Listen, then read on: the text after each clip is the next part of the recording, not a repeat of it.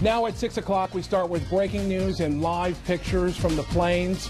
You're looking at Oklahoma right now, where a tornado is on the ground. Incredible pictures coming out from that area. This is in the Oklahoma City area. We also know of a developing situation in the Kansas City area, or Wichita, Kansas. So very serious situation. We're, of course, tracking it right here in the 24-hour tracking center, not only because this is a huge national story, but also for the impacts it'll have here in West Michigan. This is major. This massive system, which is producing these supercell thunderstorms, long track, big tornadoes, this whole system itself is going to migrate over the Great Lakes over the next couple of days. Now, good news is every indication this is going to weaken, and we're not going to see storms like what we're seeing in the south here, but our severe weather chance is definitely elevated over the next couple of days, and we just saw that video out of Oklahoma with that tornado on the ground.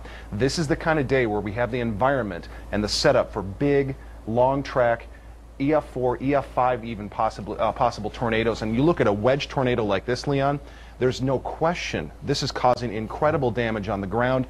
Speaking of Wichita, Kansas, they had their first tornado emergency of the year with a major supercell thunderstorm producing a large wedge tornado that moved through the south side of the metro there in Wichita, Kansas. So a devastating day for severe weather down to our south. And again, the reason this is so important for us and the reason we're tracking this so carefully is this complex is going to be moving slowly off to the north and east, and we have our shot at severe weather coming up here tomorrow, also Tuesday and Wednesday. You can see the view here on Storm Track Live. We are high and dry across West Michigan, and that's good news, but big thunderstorms have erupted here across the Central Plains, the Great Plains states, all the way from northern Oklahoma in through much of eastern Kansas.